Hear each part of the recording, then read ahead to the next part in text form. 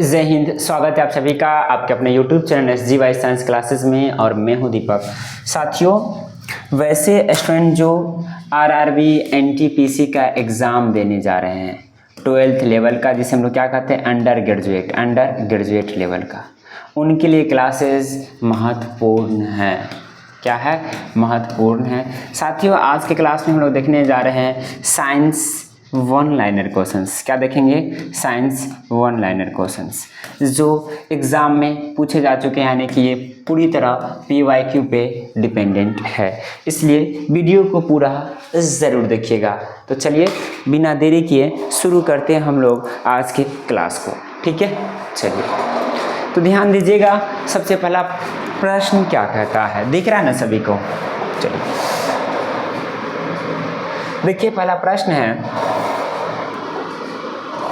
Vitamin C का सर्वोत्तम स्रोत क्या है? तो विटामिन सी का जो सर्वोत्तम स्रोत है आंवला है। क्या है? आंवला। अगर बात करें विटामिन सी का रासायनिक नाम क्या है, अगर आपसे पूछे कि विटामिन सी का भाई मेरे क्या कहते हैं रासायनिक नाम बतलाइए, क्या बतलाइए? रासायनिक नाम बतलाइए। तो याद रखिएगा रासायनिक नाम जो इसका है एस्कॉर्बिक एसिड। क्या है इसका नाम? एस्कॉर्बिक अम्ल कहिए या एस्कॉर्बिक एसिड, इसका क्या है? रासायनिक नाम है। ठीक है। अगर बात करें इसकी कमी से कौन सा रोग होता है, रोग की बात करें, रोग कमी से होने वाले रोग कौन कौन से है, तो याद रखिएगा इससे जो रोग होते हैं कमी से स्कर्वी होता है। क्या होता है? स्कर्वी रोग होता है। ये पूछ सकता है ना विटामिन सी की कमी से कौन सा रोग होता है, तो स्कर्वी होता है। और मसूड़ फूल जाता है। क्या होता है? मसूड़ों का फूलना। मसूड़ों का क्या होना? फूलना। मसूड़ों का क्या होना? फूलना। ठीक है, ये दो रोग है जो विटामिन सी की कमी से होता है। उसके बाद इसका स्रोत है आंवला हो गया, नींबू हो गया। क्या हो गया? नींबू। उसका क्या हो गया? संतरा। इसके क्या है? स्रोत है।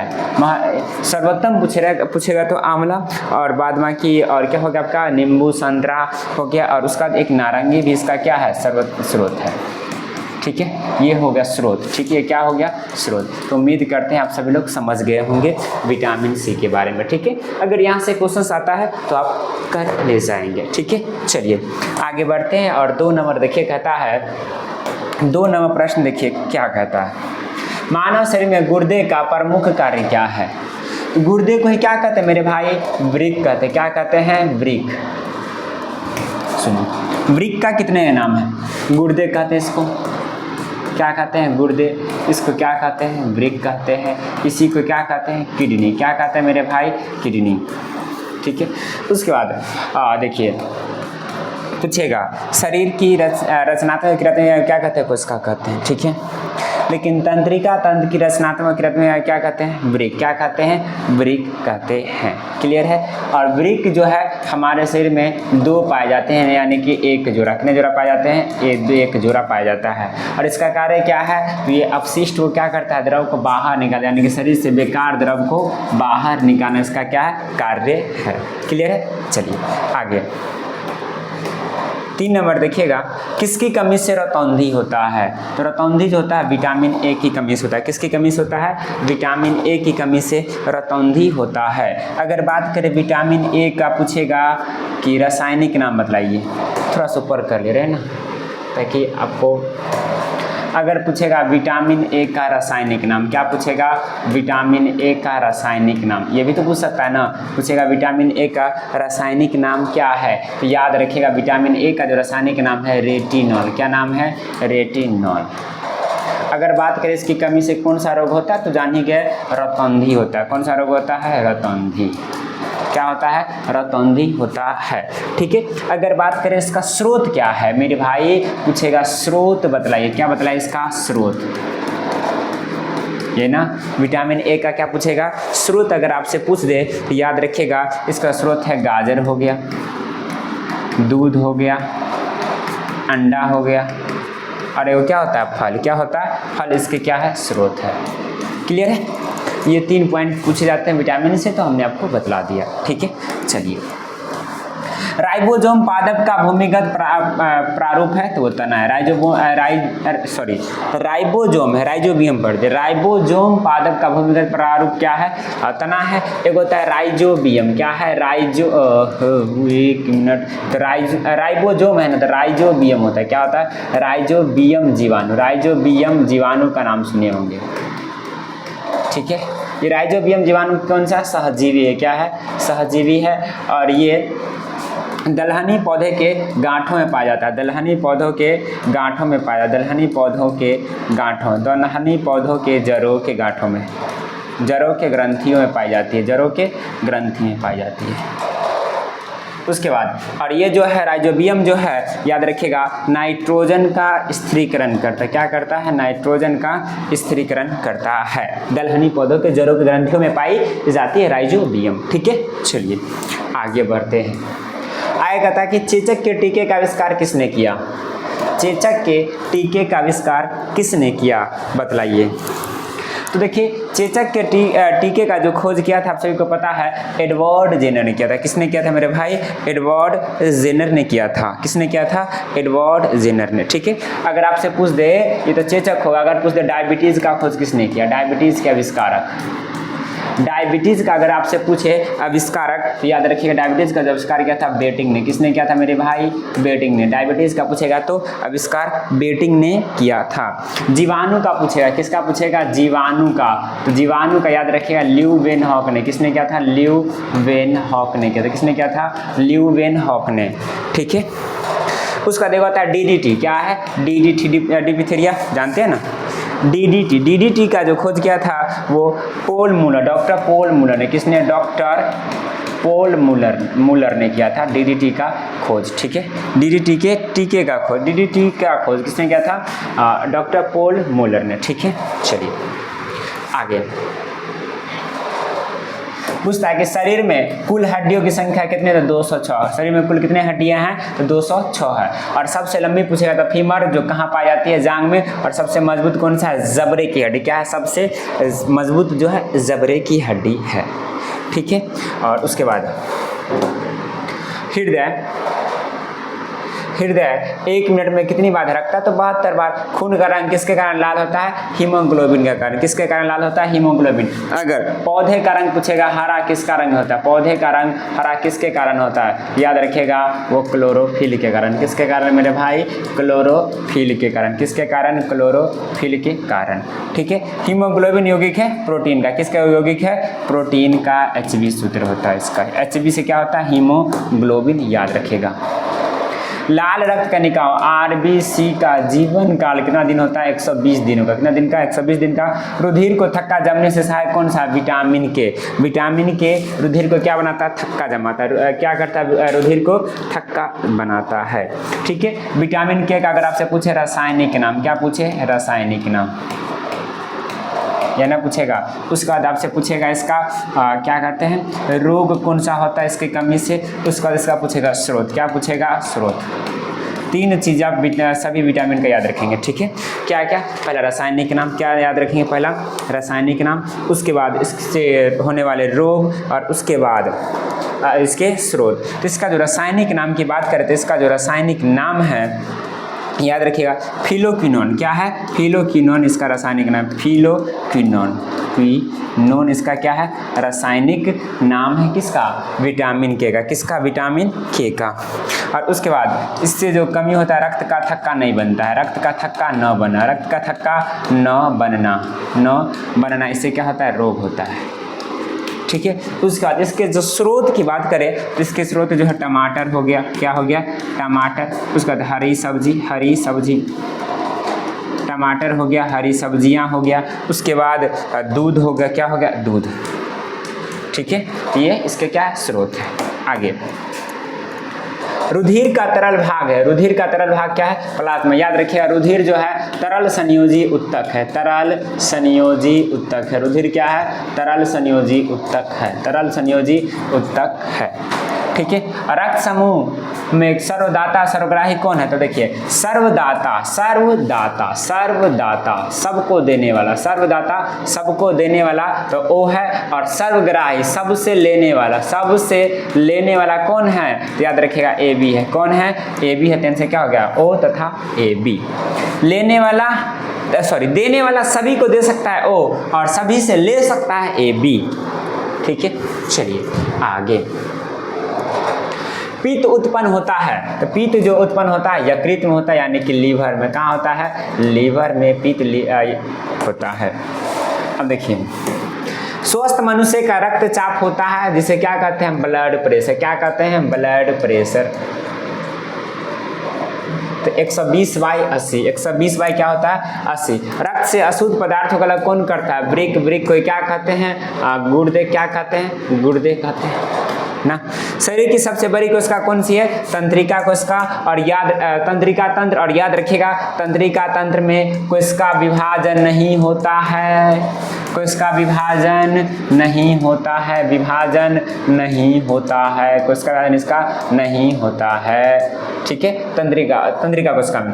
उसके बाद मस्तिष्क में जो पाया जाता है वो तंत्रिका कोशिका ही पाया जाता है। तो बतलाओ मस्तिष्क में क्या कोशिका विभाजन होगा? तो नहीं होगा। ठीक है, कहता है हाइड्रोफोबिया संबंधित है, हाइड्रोफोबिया संबंधित है तो कुत्ते के काटने के बाद कौन सा लेना चाहिए? तो एंटी रेबीज टीका लेना है। क्या लेना है? Anti rabies. हिंदी में लिख देते हैं ना, एंटी रेबीज टीका लिया जाता है। एंटी रेबीज टीका लेना। ठीक है, चलो आगे। वायरोलॉजी संबंधित है, तो वायरोलॉजी संबंधित है किससे? विषाणुओं के अध्ययन से। किससे? विषाणुओं के अध्ययन से वायरोलॉजी संबंधित है। ठीक है, चलिए आगे बढ़े क्या? चलिए कुछ पॉइंट जान लेते हैं कि पूछता है कि कौन से किससे संबंधित है, यानी कि किस में किसका अध्ययन किया जाता है। जैसे हो गया वनस्पति विज्ञान, तो किसका अध्ययन करते हैं? वनस्पतियों का ना। जंतु विज्ञान तो जंतुओं का अध्ययन करते हैं। इसी तरह कुछ महत्वपूर्ण के बारे में जान लेते हैं। तो देखिए एक आता है, कहाँ जगह है इसको, और जूम इन तो नहीं होगा, चलो जूम आउट ही कर दे रहे, जगह आएगा।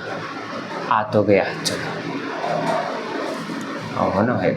देखो सबसे पहले पूछेगा पेडोलॉजी बात कर रहे हैं। पेडोलॉजी किससे संबंधित है? तो मृदा के अध्ययन से। किसके अध्ययन से? मृदा के अध्ययन से। एक आता है पेडागॉजी आता है, तो शिक्षण कैसे होता है। ठीक है, ये पेडोलॉजी है। ठीक है, पेडोलॉजी है। उसके बाद एंथोलॉजी। क्या है? एंथोलॉजी। तो एंथोलॉजी जो है वो पुष्पों के अध्ययन से। किसके अध्ययन से? पुष्पों के अध्ययन से पेडोलॉजी संबंधित है। पुष्पों के अध्ययन से। किसके संबंधित है? पुष्पों के अध्ययन से पेडोलॉजी संबंधित है। ठीक है, उसके बाद सेरीकल्चर अगर आपसे पूछे सेरीकल्चर क्या है? सेरीकल्चर अगर बात करें तो सेरीकल्चर है रेशम उत्पादन से। किससे? रेशम उत्पादन से सेरीकल्चर संबंधित है। किससे है? रेशम उत्पादन से सेरीकल्चर।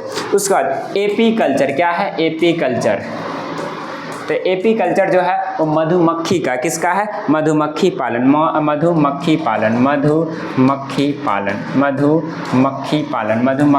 पालन क्या है? एपीकल्चर। क्या है? एपीकल्चर मधुमक्खी पालन। ठीक है, उसके बाद पोमोलॉजी। क्या है? पोमोलॉजी जो है वो फलों का अध्ययन है। पोमोलॉजी किससे संबंधित है? तो फलों का अध्ययन। पोमोलॉजी फलों का अध्ययन। क्या है? फलों का अध्ययन। ठीक है, चलिए उम्मीद करते हैं क्लियर होगा। तो चलिए आगे बढ़ते हैं। कुछ स्क्रीनशॉट आ गया, कोई बात नहीं। चलिए नेक्स्ट। तो देखिए आगे कहता है रक्त थक्का नहीं बनता हीमोफीलिया रोग में। किसमें? हीमोफीलिया रोग में क्या होता है? रक्त का थक्का नहीं बनता है। ट्रेकोमा एवं ग्लूकोमा रोग संबंधित है किससे? आँख से। किससे संबंधित है? आँख से। ठीक है, चलिए आगे आगे कहता है प्लाज्मोडियम जीवाणु है, परजीवी है किसका? मलेरिया का। प्लाज्मोडियम जो है किसका है? मलेरिया का है। पॉजिट्रॉन किसका प्रतीकन है? इलेक्ट्रॉन का। पोस्ट इलेक्ट्रॉन को क्या कहते हैं? पॉजिट्रॉन। जरों के रूपांतरण का उदाहरण क्या? मूली, गाजर और शकरकंद, ये सभी क्या है? जरों के रूपांतरण का। तने के रूपांतरण आलू, अदरक, प्याज। देखिए अगर जर पूछे, क्या पूछे मेरे भाई? जर, तो जर में आपका क्या आ गया, मूली गाजर शकरकंद, मूली आ गया, मूली गाजर शकरकंद, क्या है, शकरकंद, शकरकंद। उसके बाद क्या था, तना, क्या है, तना में पूछेगा तो याद रखिएगा, तना में आलू, क्या हो गया, आलू, अदरक, आलू, अदरक और क्या है, प्याज। अब आएगा था लौह की मात्रा सर्वाधिक होती है तो पालक के पत्ते में, लौह की मात्रा सर्वाधिक होती है पालक के पत्ते में, और इसी को क्या कहते हैं, आयरन। तो आयरन की कमी से कौन सा रोग होता है, आयरन की कमी से, आयरन की कमी से, आयरन की कमी से कौन सा रोग होता है, आयरन की कमी पूछेगा। तो आयरन की कमी से जो रोग होता है वो याद रखिएगा एनीमिया, कौन सा रोग होता है, एनीमिया नामक रोग होता है आयरन की कमी से। स्वस्थ मनुष्य में खून की मात्रा कितनी होनी चाहिए, 5 से 6 लीटर, कितना, 5 से 6 मीटर, 6 लीटर है, सॉरी। वायुमंडल में ऑक्सीजन की मात्रा संतुलित होती है किसके द्वारा, प्रकाश संश्लेषण द्वारा, किसके द्वारा, प्रकाश संश्लेषण द्वारा। और कवकों का अध्ययन माइकोलॉजी कहलाता है, क्या कहलाता है, माइकोलॉजी। हड्डियों में मुख्यतः पाया जाता है कैल्शियम और फास्फोरस, क्या पाया जाता है, कैल्शियम और फास्फोरस। और मानव में गुणसूत्र की संख्या कितनी है, 46 यानी कि 23 जोड़ा, कितना जोड़ा, 23 जोड़ा। और पूछेगा लिंग गुणसूत्र किसको कहा जाता है, लिंग गुणसूत्र, लिंग गुणसूत्र। तो देखिए लिंग गुणसूत्र जो है ना वो 23वां जोड़ा को क्या कहते हैं, लिंग गुणसूत्र कहते हैं, क्या कहते हैं, 23वां जोड़ा को लिंग गुणसूत्र कहते हैं। 23वां जोड़ा जो होता है वो लिंग गुणसूत्र कहलाता है। और क्योंकि इसी से क्या होता है, लिंग का आधारित होता है। अब देखिए एगो आपसे पूछेगा, याद रखिएगा, क्या कहते हैं, हाँ, निषेचन, क्या पूछेगा, निषेचन, निषेचन क्या है, तो आप पढ़े होंगे नर युग्मक, नर युग्मक और मादा युग्मक का मिलना, नर युग्मक और मादा युग्मक का मिलना क्या कहलाता है, निषेचन, क्या कहलाता है, निषेचन कहलाता है, क्या कहलाता है, निषेचन कहलाता है। ठीक है, सही ना, सही लिखिए ना। अब आगे देखिए, रक्त कणिकाओं का निर्माण होता है तो अस्थि मज्जा में, क्या होता है, अस्थि मज्जा में रक्त कणिकाओं का क्या होता है, निर्माण होता है। इंसुलिन शरीर में बनती है अग्नाशय द्वारा, किस द्वारा बनता है, अग्नाशय द्वारा। पिट्यूटरी ग्रंथि पाई जाती है मस्तिष्क में, किसे पाई जाती है, मस्तिष्क में। 2 प्रमुख वंशागत रोग कौन सा, वर्णांधता और हीमोफीलिया जो है वो वंशानुगानिक वंश के अनुसार चलता रहता है। थायरॉक्सिन हार्मोन स्रावित होता है थायराइड ग्रंथि से, और थायरॉक्सिन हार्मोन की कमी से कौन सा रोग होता है, तो याद रखिएगा घेघा रोग होता है, कौन सा रोग होता है, घेघा रोग होता है। मछलियां सांस लेते किसके द्वारा, गिल्स के द्वारा। विटामिन ए का सर्वोत्तम स्रोत क्या है, गाजर, हमने आपको बताया था विटामिन ए के बारे में, ठीक है। और है तो लास्ट पेज है, जठर रस में पाई जाती है हाइड्रोक्लोरिक अम्ल HCl, HCl, HCl। और एक याद रखिएगा एक्वारेजिया, क्या नाम आया था, एक्वारेजिया, एक्वारेजिया, एक्वारेजिया में HCl और पूछेगा HNO3, HCl और HNO3 का अनुपात कितना होता है, 3:1, 3:1, 3 इसका 1 इसका। ये तो ऐसे पूछेगा और पूछता है उल्टा कर देगा, HNO3 और HCl में कितना का अनुपात होगा, तब देखिए ये इधर आया तो 1 अनुपात क्या देगा, 3 आ जाएगा। ये घुमा के पूछा हुआ है और ये ALP में आया था, किसमें आया था, ALP 2024 का जो है उसमें ये आया हुआ क्वेश्चंस है। लाइकेन में परस्पर सहजीवी मौजूद होते हैं कवक और शैवाल। लाइकेन में कौन कौन होते हैं, कवक और शैवाल। लार में पाया जाने वाला एंजाइम कौन सा है, टाइलिन। लाइन में कौन सा एंजाइम पाया जाता है, टाइलिन। हीमोग्लोबिन में पाया जाना होता है तो कौन सा है, लोहा। प्रोटीन का पाचन कहाँ होता है, छोटी आंत में। कहाँ होता है, छोटी आंत में। भोपाल गैस कांड 1984 में किस गैस का रिसाव हुआ था, मिथाइल आइसोसाइनेट। कौन सा गैस का रिसाव हुआ था, मिथाइल आइसोसाइनेट का रिसाव हुआ था भोपाल गैस त्रासदी में। किसमें, भोपाल गैस त्रासदी में, ठीक है। तो ये जो था 1-9 क्वेश्चन समाप्त होता है। तो आज के क्लास को हम लोग यहीं पे विराम देते हैं, मिलते हैं अगले वीडियो में। जय हिंद, जय भारत।